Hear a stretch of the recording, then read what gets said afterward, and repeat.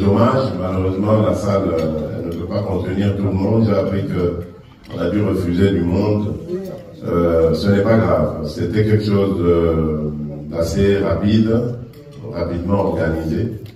Donc la prochaine fois, on essaiera de faire beaucoup plus large. Donc je tenais à vous voir, évidemment, parce que, comme en 2018, avant d'aller à la bataille, je suis parti d'ici. Et j'ai reçu votre bénédiction.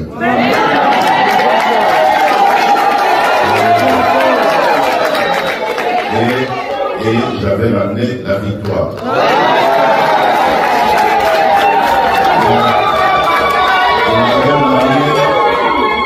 De la même manière, en 2023, je pars d'ici. Et j'espère qu'avec votre bénédiction,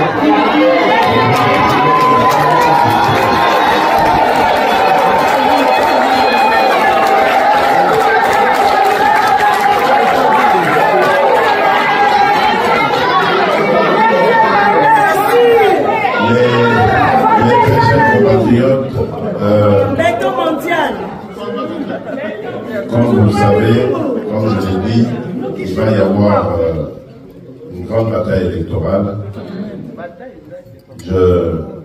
Ce n'est plus un secret, mais je l'annoncerai officiellement lorsque je serai à Kinshasa. Hommage d'abord à notre peuple et priorité à notre peuple dont la majorité se trouve au Congo, donc je l'annoncerai officiellement là-bas, mais bon, vous savez, que ce soit par votre volonté, que ce soit par votre volonté par rapport à ce que nous avons commencé à faire dans ce pays, je vais redemander la confiance de nos compatriotes.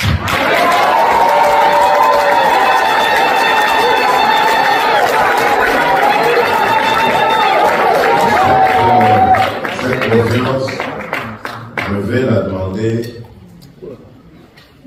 parce que je crois que avec le soutien de nos compatriotes, et évidemment le soutien de Dieu, nous allons réussir à sortir notre pays du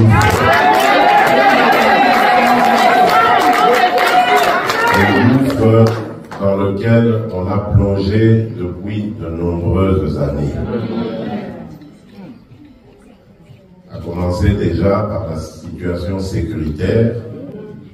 Vous savez que c'est depuis 1994 que la République du Zaïre, à l'époque devenue ensuite la République démocratique du Congo, tire le diable par la queue. Parce que nous avons eu le malheur d'ouvrir nos portes à nos frères voisins qui subissaient les affres du génocide. Et depuis lors, les malheurs se sont invités dans notre pays.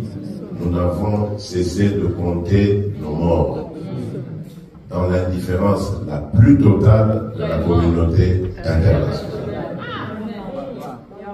Mais aujourd'hui, je peux vous dire que grâce à la diplomatie efficace, volontariste et surtout intelligente que nous avons menée, je suis vraiment en mesure de vous dire que la situation est en train de changer en notre faveur.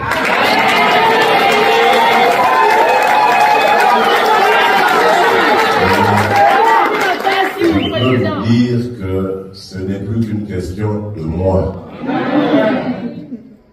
Suivez ça avec moi et vous me donnerez raison. Je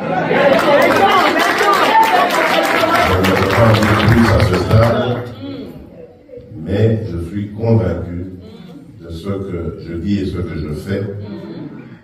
Cette situation de nos malheurs, dans quelques mois, elle sera derrière nous.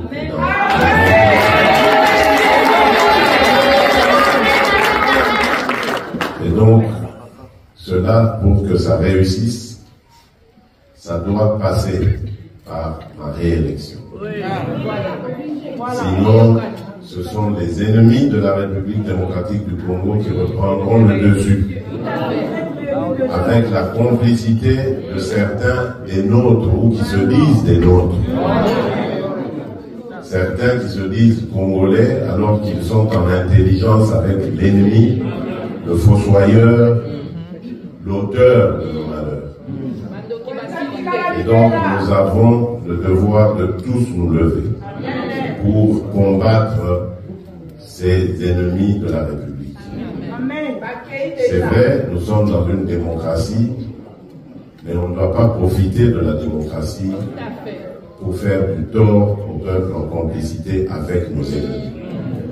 C'est pour ça que j'avais dit en son temps, c'était un Mbujimaï, certes je suis démocrate, mais je n'hésiterai pas à écraser